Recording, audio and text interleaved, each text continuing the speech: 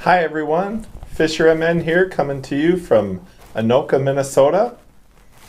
Let's talk some 5-pounders.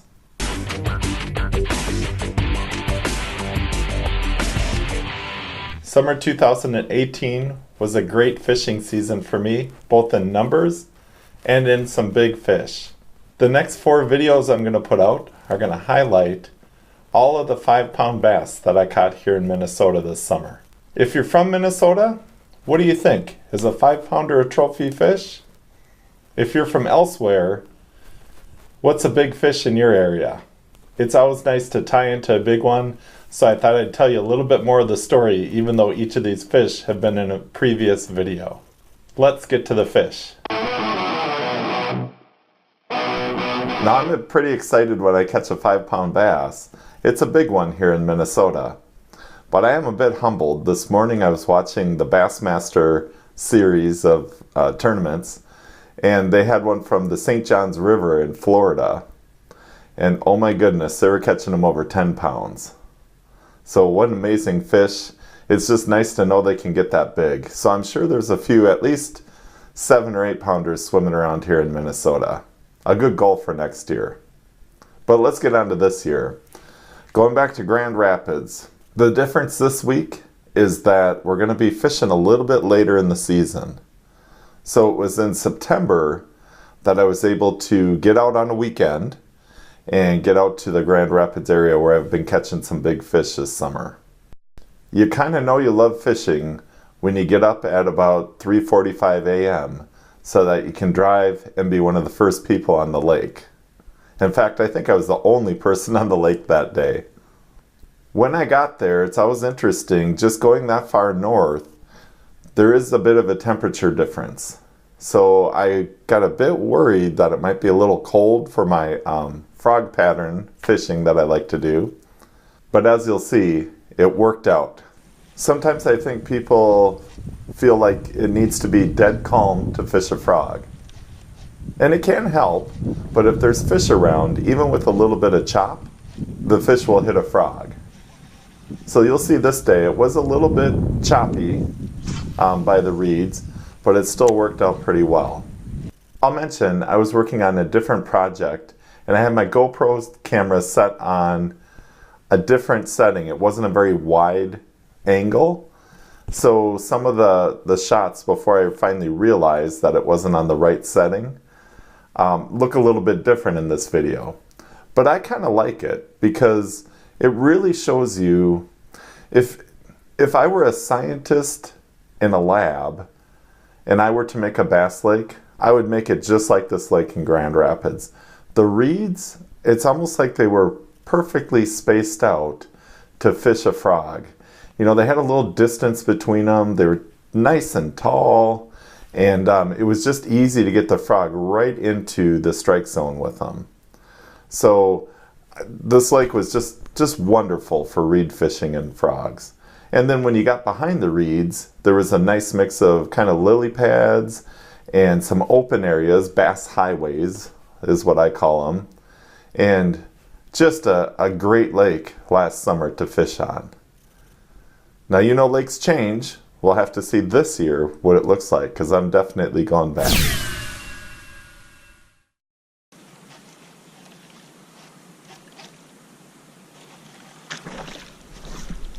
There we go. What do we got? All right. He kind of came out of nowhere.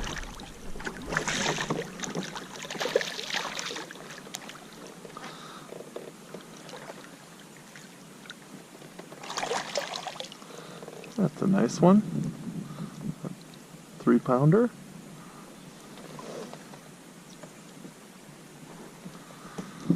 Got some fish working on this side of the lake. Getting to that time of the year where the fish are feeling warmer than the air. Warm your hands up. Nice.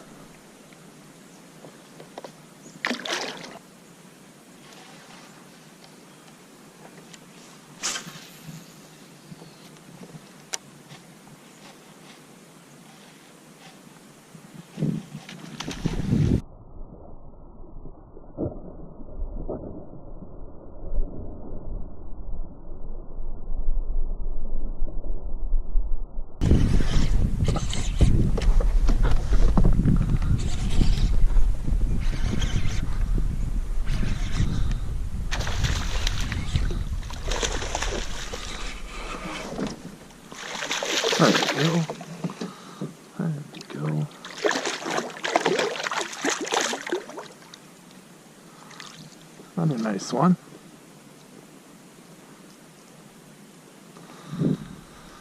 Ooh, he really hit that. I'm happy today that they're still around. As the weather's getting colder, I wasn't sure if they'd be in shallow. So far so good. Nice to have a couple of 3-pounders and a 5-pounder in the video archives after just about maybe 45 minutes of fishing.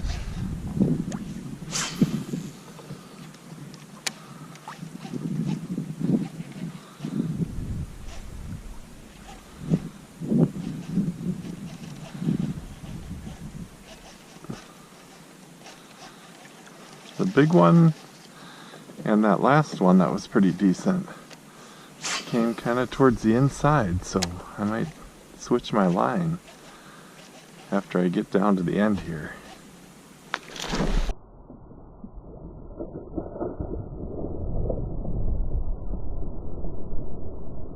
There we go.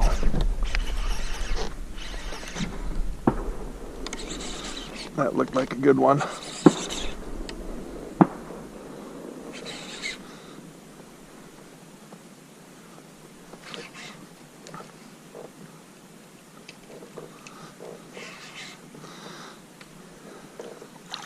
Nice. He hit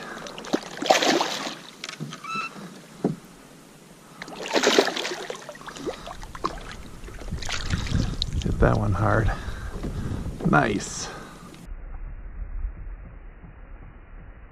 So this day, as I kind of break down the reed bed that I'm fishing, I figured they were in about the mid-range of the reed bed. That's where I got the big one. Like I mentioned, I believe last week, I like to put my boat right on the edge of the reeds, and then you can throw out off of the reeds. You can throw parallel with the reeds, and you can also throw into the reeds.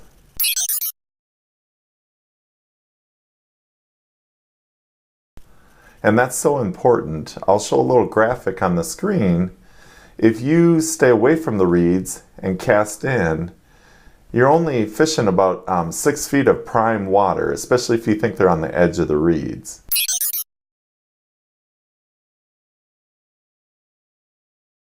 Whereas if you put your boat nose to the edge of the reeds, you're going to have a longer strike zone for that frog or that lure to be in.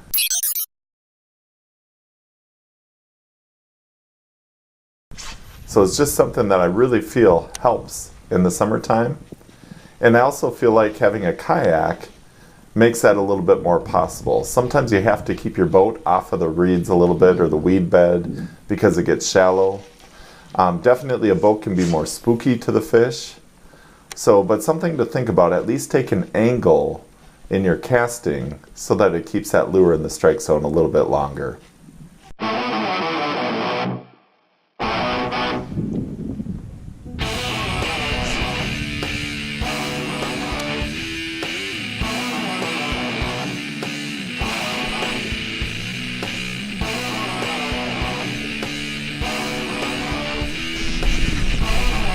There we go. That's what we're looking for.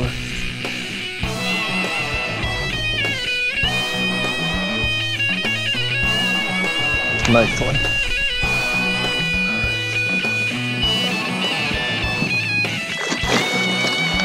That's a big boy. That's what we got up at 3:45 a.m. for.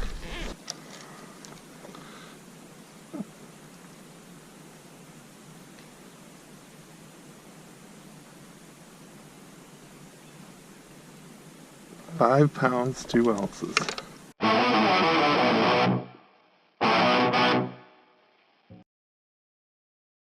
Well, there it is, my 5-pounders for summer 2018. I'm hoping for more next year, but don't we all? Now, in the weeks to come, I'm going to have some modifications, I guess you could call them, to the kayak that I fish. And even if you don't fish a Hobie, there's some ideas. There's an umbrella I'm going to highlight, and also a lighting system for at night that's pretty darn cheap compared to a hardwired system. And I'm also going to try to feature some good deals that I've seen online, because I've started to kind of do my shopping for summer 2019. And even early, there's some really good deals on things out there. So I'm going to highlight that. Maybe in the comments you can put if you're interested in that or not. Either way, I really appreciate watching this video. I hope you're getting out there and catching fish. Thanks for watching.